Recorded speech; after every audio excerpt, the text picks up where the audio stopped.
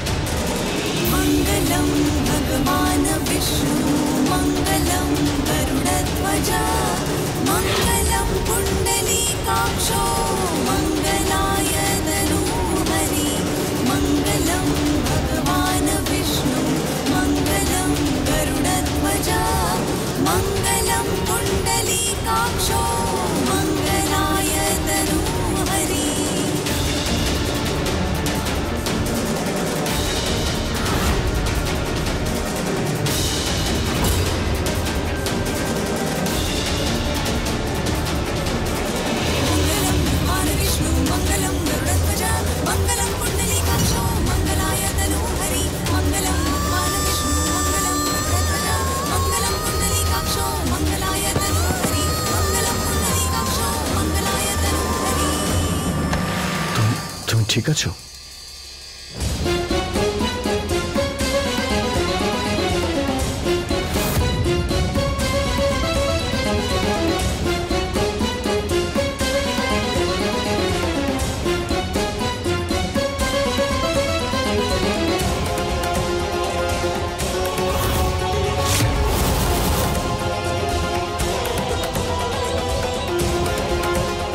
বাড়ির লক্ষ্মীর মতো লক্ষণ তো বিধির। ত্রিশালার অবস্থা দেখো, কিভাবে ও নিয়ম পালন করেছে। তুমি একদম ঠিক বলেছ, আর বাবা ঠাকুরও একদম ঠিক বলেছেন। বিধি এই বাড়ির সর্বগুণ সম্পন্ন বৌমা।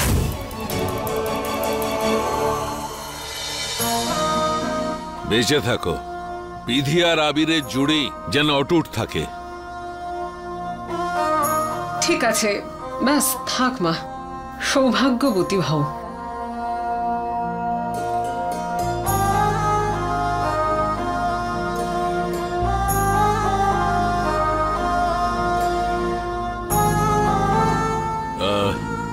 রাম সিং।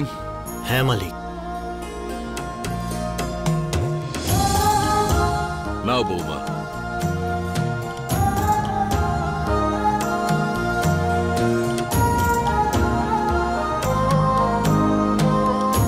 কোণের গৃহপ্রবেশ তো হয়ে গেছে, আর বাকি অনুষ্ঠানের একটু সময় লাগবে। আবির বাবা। হ্যাঁ দাদু। ততক্ষণ তুমি বৌমাকে নিজের ঘরটা দেখিয়ে দাও।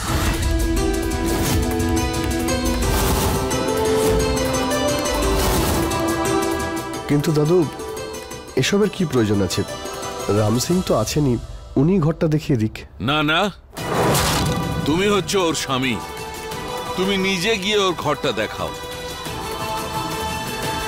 আর এখন ওই ঘরটা ফাঁকাও তো আছে।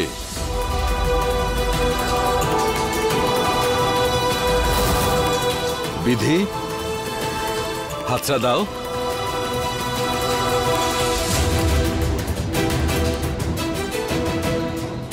আবির, তোমার হাতটাও এগিয়ে দাও।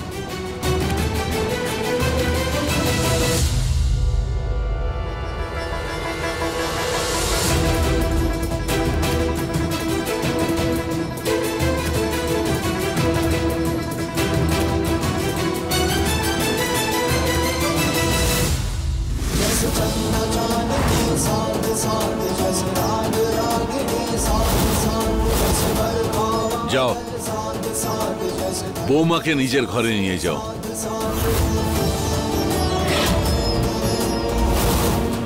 বৌমা, তোমরা দুজন বাকি অনুষ্ঠানের আয়োজন করো। হ্যাঁ বাবা। রাম সিং। আগে আসুন।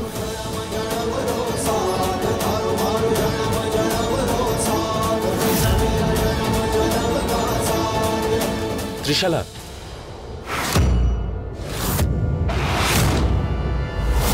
তুমিও বরং তোমার ঘরে যাও।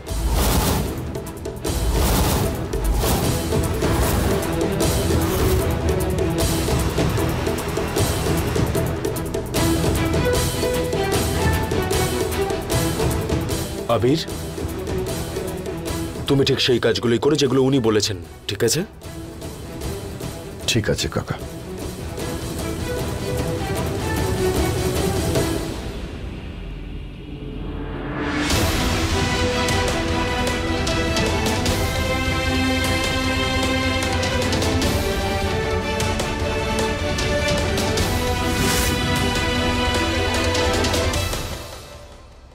বিধি, প্লিজ তুমি আমার পিছু নেওয়া বন্ধ করো।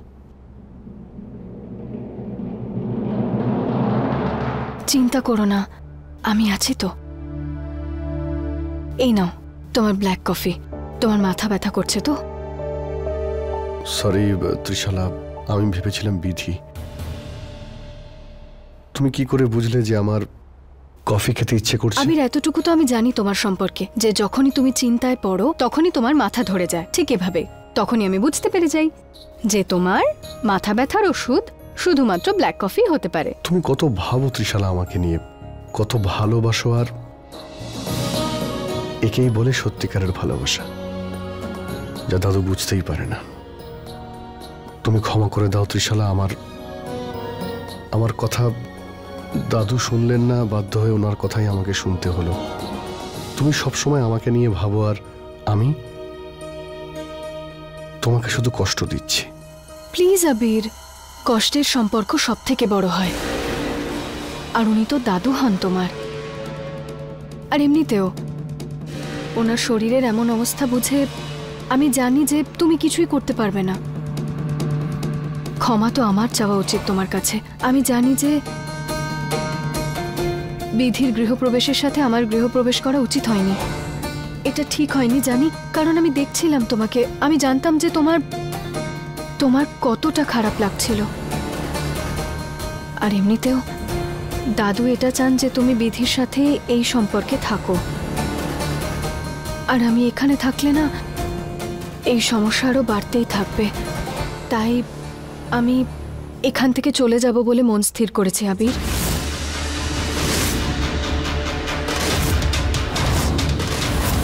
না ত্রিশালা, তুমি এখান থেকে যাবে না। আবির, তুমি বলো আমি কিভাবে থাকবো? এখানে তো আমার কোনো জায়গাই নেই। আর তুমি তো আমাকে বলো দাদু যা সিদ্ধান্ত নেন সবসময় ঠিকই নেন। ওনার এটাই সিদ্ধান্ত যে তুমি বিধির সাথে এই সম্পর্কে থাকো। তাহলে আমাকে তো যেতেই হবে আবির। তুমি বলো আমি কিভাবে থাকতে পারি? না ত্রিশালা, আমি তোমাকে যেতে দেব না। এসব বিধি প্ল্যান করে করেছে। ত্রিশালা প্লিজ আমাকে ছেড়ে যেও না।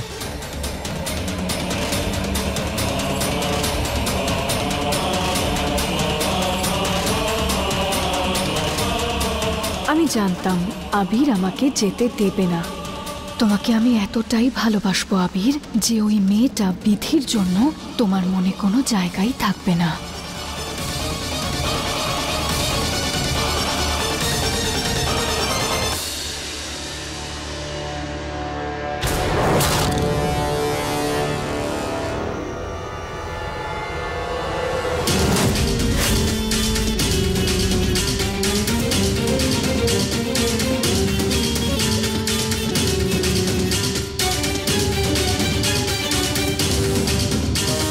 ঠিক আছে আবির, আমি তো তোমায় না বলতে পারবো না।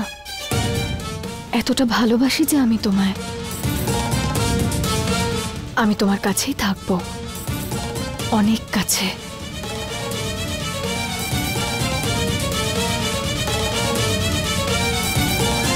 কি হয়েছে ত্রিশালা?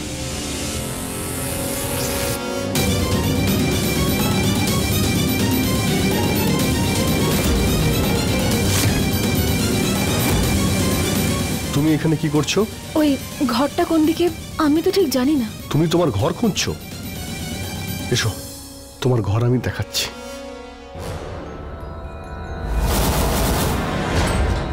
এসো।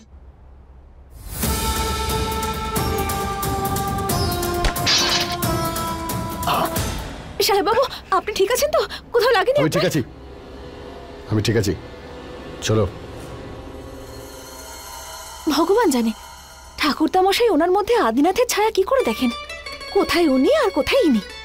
ওনাকে না সাহেব বাবু নয় প্রলয় বাবু বলা উচিত। যেখানেই যান প্রলয় নিয়ে আসেন। কি বললে তুমি? আমি শুনেছি তুমি এক্ষুনি কিছু একটা বললে। যদি আমি কিছু বলি তাহলে আপনি বলবেন মুখ বন্ধ রাখতে। আমাকে শুধু আপনি ওই ঘরটা কোথায় দেখেন। তোমার মুখটা তুমি বন্ধ রাখো। হ্যাঁ চলো। সাহেব বাবু, তুমি ঘর দেখতে চাইছিলে না? এই যে এই হলো আমাদের ঘর। আর কি বলবো? এখানে যেসব জিনিস আছে সেগুলো কেন আছে সেগুলো তোমাকে বলে দিচ্ছি, দাঁড়াও। ওই দেখো, ওই গিটারটা দেখতে পাচ্ছ? দেখতে পাচ্ছ এটা? এটা হলো সেই গিটার যেটা বাজিয়ে আমি ত্রিশালার পছন্দের গান করি।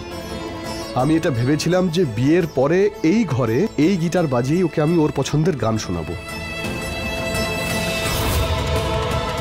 আর এই জানলাগুলো দেখতে পাচ্ছ, এই জানলাগুলো বেডের কাছে এই জন্যই রাখা হয়েছে যাতে সকালবেলা সূর্যের আলো ত্রিশালার মুখে এসে পড়ে, আর ঘুম থেকে উঠে ওর সুন্দর মুখটা যেন আমি দেখতে পাই, আর যাতে আমি এখান থেকে ভগবানকে ধন্যবাদ দিতে পারি যে ত্রিশালাকে উনি আমায় দিয়েছেন। কিন্তু এসব কেন হলো না জানো? শুধু তোমার জন্যে, তোমার বোকা বোকা কাজের জন্য, তোমার লোভের জন্য আমার সব স্বপ্ন ভেঙে গেছে। আমি বুঝতে পারছি না কিভাবে যে দাদুকে তুমি তোমার বশে করে নিয়েছো। না সাহেব বাবু, আপনি তো আবার আমাকে ভুল বুঝছেন। এরকমটা নয়। আমি ভালো করে জানি আপনি ত্রিশালা মেম সাহেবকে ঠিক কতটা ভালোবাসেন। আমি আপনার ভালোবাসাকে আপনার কাছ থেকে দূরে করে দিতে আসিনি, কিন্তু আপনাকে আমার কথা বিশ্বাস করতে হবে।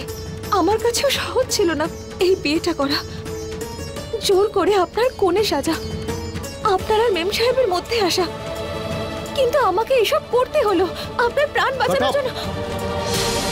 আমার জীবন বাঁচাতে এসেছো, আমি প্রমাণ করে দেব যে তুমি এখানে আমার স্ত্রী হওয়ার জন্য আসোনি, আমার আর ত্রিশালার সম্পর্কটা ভাঙতে এসছো। আর তার কারণ হলো শুধুমাত্র টাকার জন্য।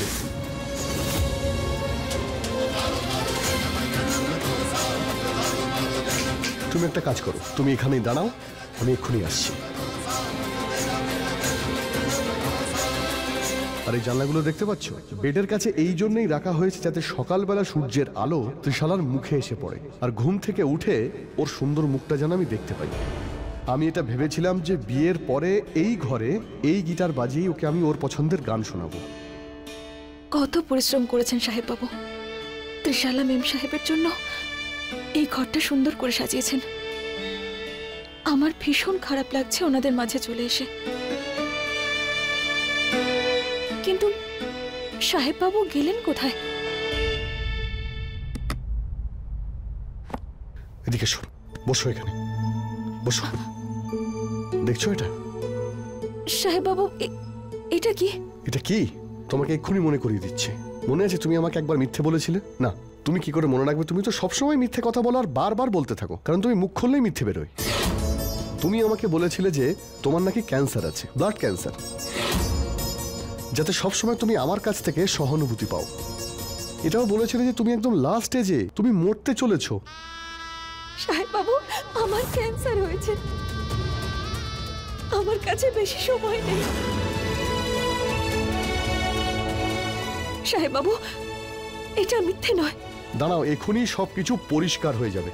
যখন তোমার ব্লাড স্যাম্পেল নিয়ে এটাকে আমি পাঠাবো টেস্ট করার জন্য, এই রিপোর্টটা আসার পরে দাদুও বুঝতে পারবে যে কিভাবে তুমি একটা ভয়ঙ্কর রোগের বাহানা দিয়ে, একটা ব্লাড ক্যান্সারের বাহানা দিয়ে সবাইকে বোকা বানিয়েছো।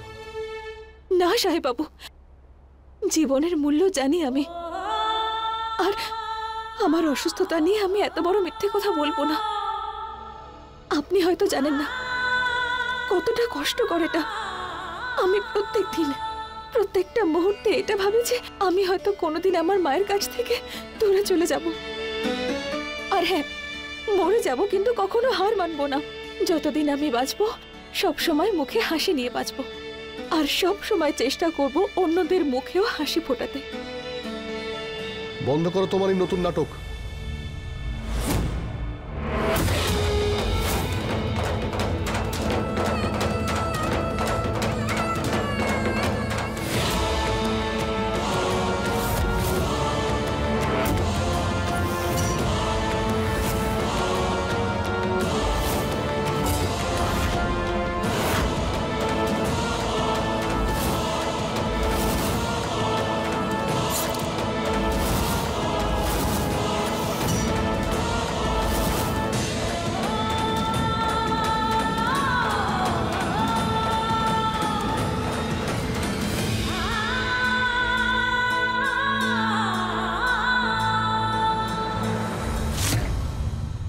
এই নিন, আপনি এটা নিয়ে গিয়ে পরীক্ষা করে নিন, তারপর আপনিও সত্যিটা কি সেটা জেনে যাবেন।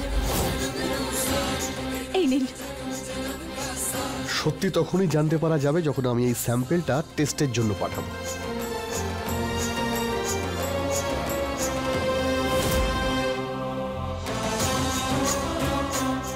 যেটা হয় সেটা ভালোর জন্যই হয়। হয়তো এবার সাহেব বাবু বিশ্বাস করবেন যে আমি মিথ্যে কথা বলছিলাম না।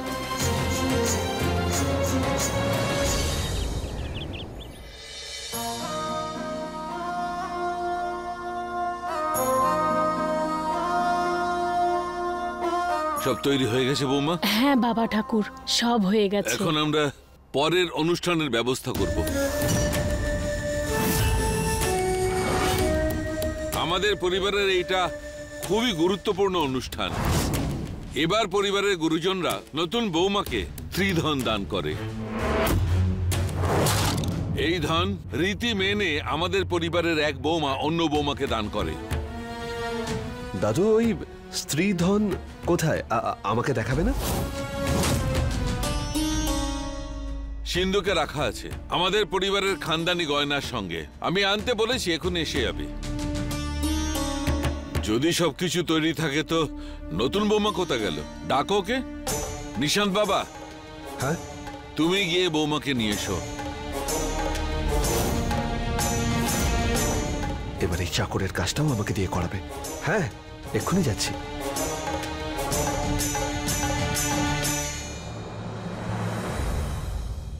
গয়না ভরা একটা পুরো সিন্দুক ওই মেয়েটার জন্য? কখনোই নয়। এবার ওই সিন্দুক থেকে এমন সারপ্রাইজ পাবে যে চমকে উঠবে।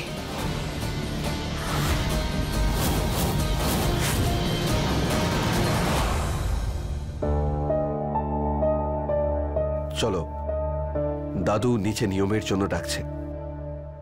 শুনুন না, গ্রামের লোকজন যা যা করেছে তার জন্য আমি আপনার কাছে ক্ষমা চাইছি। আমার গ্রামের লোকজন যা যা করেছেন সেগুলো একদমই উচিত হয়নি করা। এরকম আবার কেউ করে নাকি? হ্যাঁ, গ্রামবাসীরা খুব অন্যায় করেছে, কিন্তু জানেন আমাদের মধ্যেই কেউ আছে যে ওদের সাহায্য করছে, ওদেরকে উস্কাচ্ছে। আরে আমি তো বলবো মেরে ফেলো। আরে এই হলো একটা সামান্য পুরস্কার, এটা নিন আর কাজটা শেষ করুন। আমি এটা দেখতে পারিনি যে ওদেরকে কে এখানে নিয়ে এসেছে, কিন্তু সেই মানুষটার জন্যই আমার গ্রামের লোকজন সাহেব বাবুকে মারতে চাইছে। আর রাতের বেলা ওই লোকটা সাহেব বাবুকে মারার চেষ্টাও করেছিল।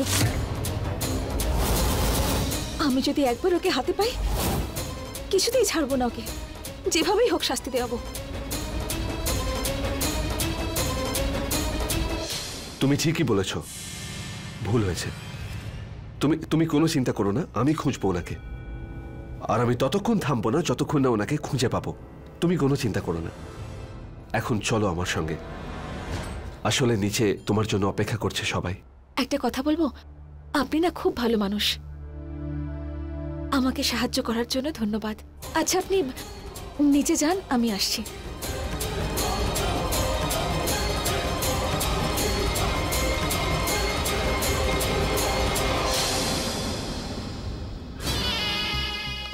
এই কেউটার বিশ্বাস খুবই সহজেই জিতে নিলাম। তাছাড়া আমার দাদার কি সুন্দর ভাগ্য, একটা নয় দুটো বউ পেয়েছে সে। নেকা। আর এর সুযোগটা আমি নেব। আসলে দাদু আবির দাদাকে এই বংশের শ্রেষ্ঠ মনে করে, এই বংশের প্রদীপ মনে করে। কিন্তু যখন দাদু এটা জানতে পারবে যে ও এখন দুটো বউ নিয়ে ঘুরছে, দাদু ওকে নয় আমায় ওর জায়গাটা দিয়ে দেবে।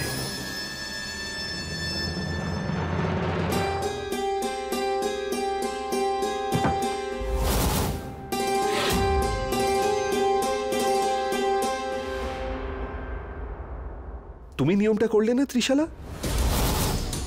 না, আমি মনে করলাম তুমি তো গৃহপ্রবেশ করেছিলে না, তাই আমার মনে হলো তুমি এটাও করবে। একটুও বাড়িয়ে বলছি না, আমি মন থেকে তোমায় আমার বৌদি ভাবি, তাই তোমায় এটা করতে হতো। আমি এখানে কোনো নাটক করতে চাই না নিশান্ত। তাতে দাদু চিন্তায় পড়ে যাবে না, আর আবিরও। তুমি কত ভাবো সবার জন্য, কি উচ্চ বিচার ক্ষমতা তোমার। এই বংশের বউ হওয়ার যোগ্যতা শুধু তোমারই আছে। বাহ, খুবই উচ্চ বিচার।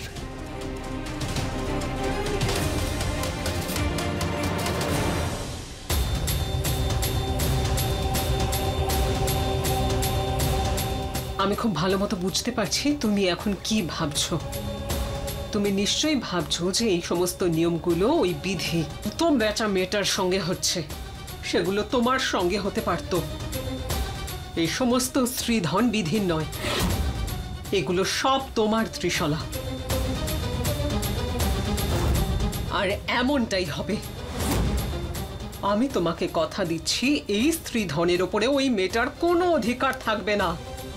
ওই সিন্ধুকে আমি ওকে হাত দিতেও দেব না। আমি যে কোনো একটা বাহানা বানিয়ে বিধিকে ওই সিন্ধুকের থেকে দূরে রাখবো। না মা, দেখতে দিন ওকে ওর ভাগ্যে কি আছে, খুলতে দিন ওকে ওই সিন্দুক। কারণ যখন ও খুলবে এই বাড়িতে আর থাকতে পারবে না।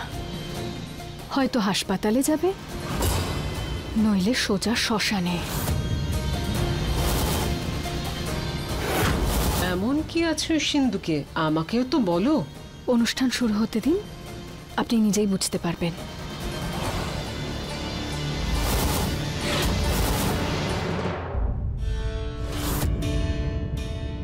সাহেব বাবু আমাকে দেখার আগে এই গয়নাগাটি আমার খুলে ফেলা উচিত। উনি আবার যেন এরকম মনে না করেন যে আমি গয়নাগাটি আর টাকার জন্য এসব করছি, আর আমি খুব লোভী।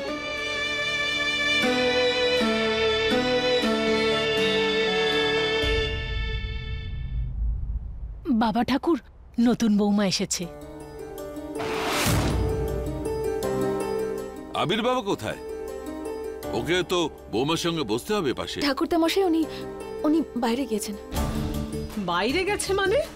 এই সমস্ত নিয়ম কানুনের মাঝখানে বাইরে গেল কেন? আমি এসে গেছি মা।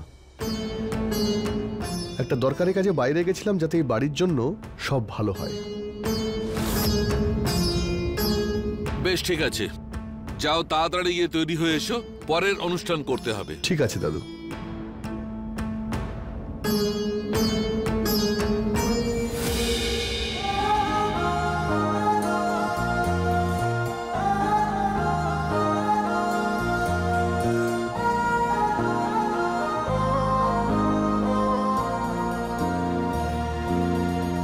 বিধি, যাও আবিরের কাছে গিয়ে বসো।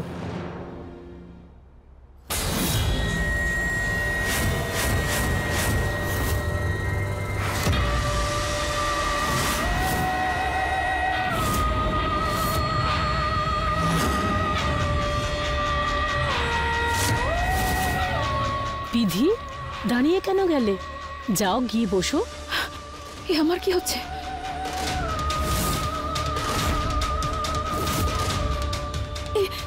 সাহেব বাবুর পাশে কে বসে আছে ওখানে?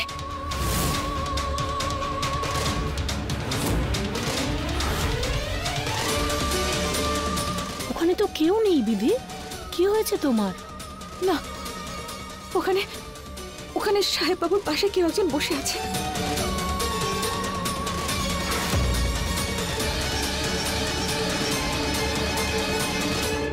বৌমা শোনো। হ্যাঁ,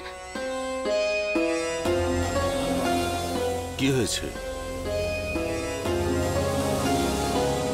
বাবা ঠাকুর, বিধি না জানি কি হয়েছে, আবিরের সামনে ও কাকে যেন বসা দেখছে।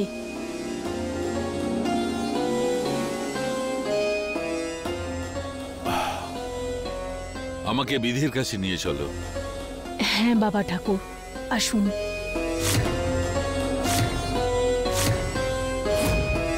আমি বিধির সঙ্গে কথা বলছি, তুমি মিষ্টি নিয়ে এসো। আচ্ছা। বিধি বৌমা, তুমি যেটা দেখতে পাচ্ছ ওটা কালো ছায়া। ওই কালো ছায়া যে পূর্ব জন্মে ভানু দিদির জায়গা নিয়েছিল। কে সে ঠাকুরদা মশাই? ওর নাম মুখে আনতে চাই না। তুমি চোখ বন্ধ করো আর অম্বিমা তার ধ্যান করো। কালো ছায়া নিজেই দূরে চলে যাবে।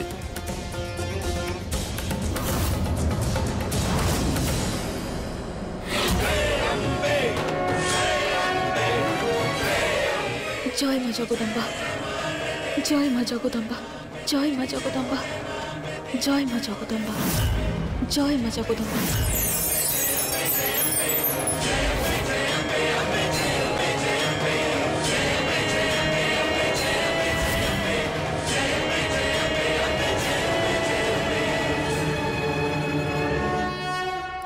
চলে গেছে? হ্যাঁ ঠাকুরদা মশাই। এবার তুমি আবিরের পাশে গিয়ে বসো।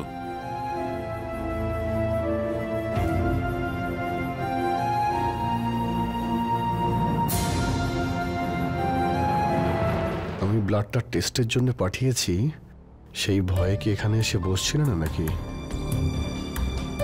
ভয় করছিল না? যারা মন থেকে সৎ হয় তারা কোনো কিছুতে ভয় পায় না। আর যখন ব্লাড রিপোর্টটা আপনি পেয়ে যাবেন তখন সত্যিটা কি সেটা আপনি নিজেই জানতে পেরে যাবেন।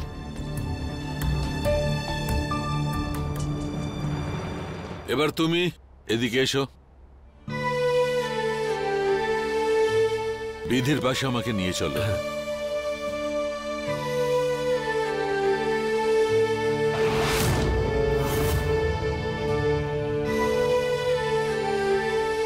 দাদা শ্বশুর হওয়ার সুবাদে আমি এই অনুষ্ঠানটা শুরু করি।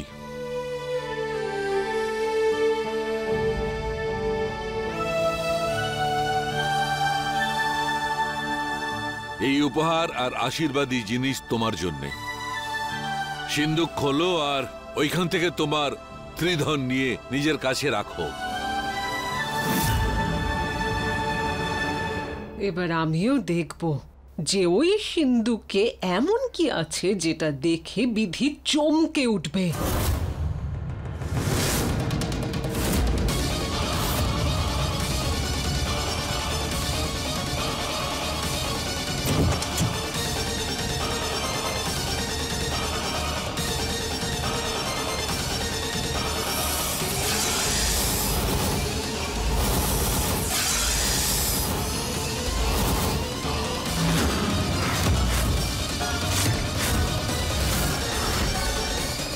দাদু, দাদু, সিন্ধুকে সাপ আছে। সাপ? সাপ কোত্থেকে এলো?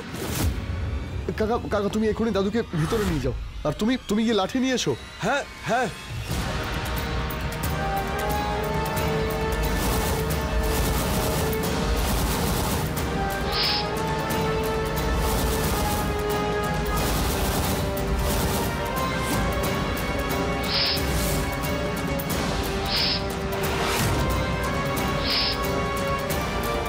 সাবধানে দেখে।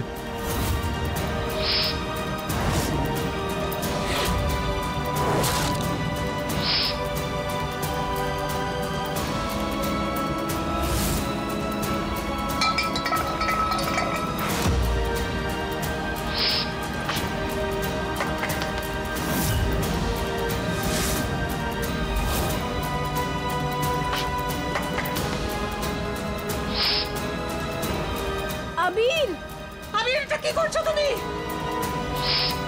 সাহেব বাবু সাবধানে।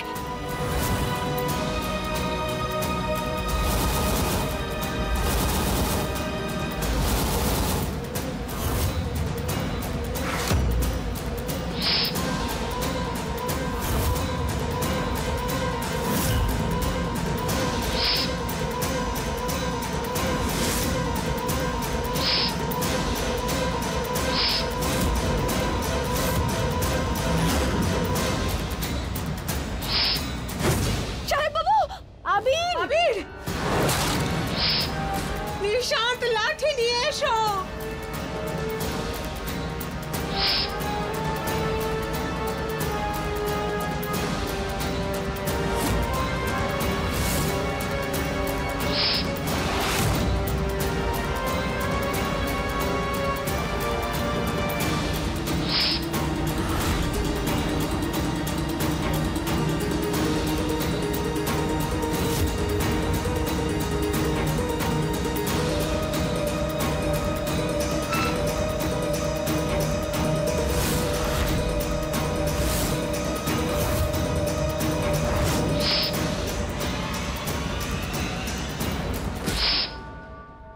त्र्यंबकं यजामहे सुगंधिं पुष्टिवर्धनम् उर्वारुकमेव बन्धनान् मृत्युर्मुक्षीयमामृतात्। ओम त्र्यंबकं यजामहे सुगंधिं पुष्टिवर्धनम् उर्वारुकमेव बन्धनान् मृत्युर्मुक्षीयमामृतात्।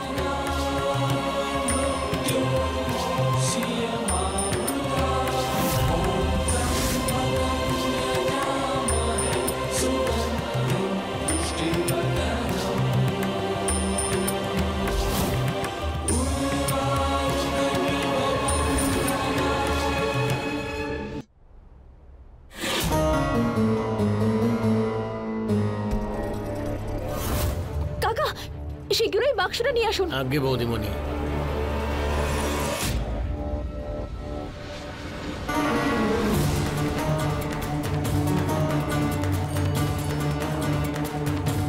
তুমি ঠিক আছো?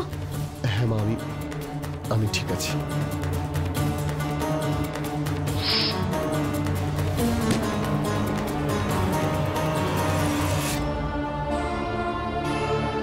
তুমি ঠিক আছো? হ্যাঁ আমি ঠিক আছি।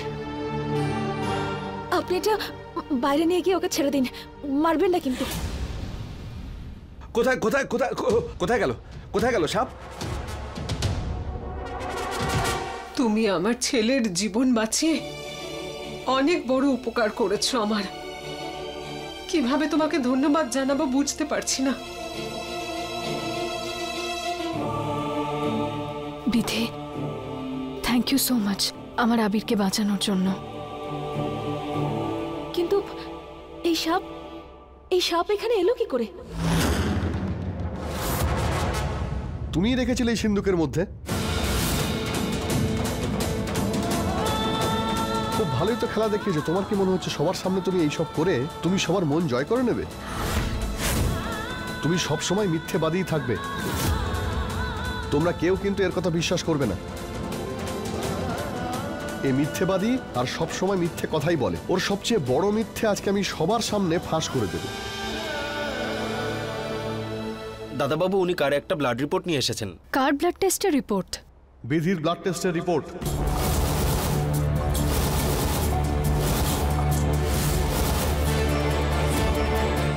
এ আমাকে বলেছিল ওর ব্লাড ক্যান্সার আছে, কিন্তু এই রিপোর্ট থেকে জানা যাবে যে কোনটা সত্যি আর কোনটা মিথ্যে। ওই ব্লাড রিপোর্টে তো এটা আসবে যে বিধির ক্যান্সার আছে, আর সবাই সব জানতে পেরে যাবে। আমার সমস্ত প্ল্যান আজকে এক মুহূর্তে ভেস্তে যেতে পারে।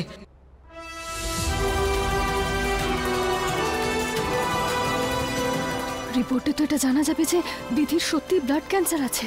বিধিকে সবাই সত্যি ভাববে, আর আবিরের তো তাতে খারাপ লাগবে। কিছু করুন মা, কিছু করুন।